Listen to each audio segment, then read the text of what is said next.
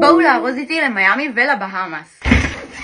אני ועידן טסים למיאמי, משם אנחנו נוסעים בקרוז, אז יוצא שאנחנו טסים לחול בערך לשבועיים. באמת שאני שוב טיפה מאחרת, אבל אנחנו לא מדברים על זה, הכל טוב. אני לא טיפה איחרתי, אני איחרתי ברמה אסטרונומית, ברמה שלא היה לי זמן אפילו להקים תאורה בשביל הסרטון הזה, סליחה. בעיקרון גם הכנתי את כל הדברים לפני, רק להכניס אותם, זה מה שחסר. שמתי מכנסיים, חולצות, טופים, תיק איפור, רולי ואת התיק יד אני כבר ארזתי, יש שם בעיקר ציוד צילום, ואני מוסיפה את התיק טיסות שלי, יש בו משחת שיניים, מברשת שיניים מיני, כיסוי עיניים, מטעמי אוזניים, דברים שצריך. ושובה של הכרית, וכדאי שאני אנסה לדחוף אליה חולצות או שפיג'מות. הכנסתי 3 פיג'מות, אני מוסיפה גם את הבגד ים הזה, שמתי גם תחתונים וגרביים שאם אני ארצה להחליף בטיסה אז יהיה לי, וככה כל זה נראה בתוך הכרית. פשוט סוגרת אותה, ויש לי כרית נסיעות ואחסון לבגדים. הכנתי פה תיק עם הסקינקר שלי, דורדורן, סמים, מה שאתם לא רוצים, דברים לשיער, הכל נמצא פה. התחלתי לארוז מסודר, שמתם לב? זה משעמם עכשיו או שזה כאילו נחמד לראות שאני מתחילה להיות מסודרת? יש לי כאן חליפה של אדידס, שמלות קצרות ושמלות ערב, חצאיות, כמובן שחגורות חייב. אני לוקחת 2 ג'קטים, אני לא באמת יודעת מה מזג אוויר שם, רק קר, חם,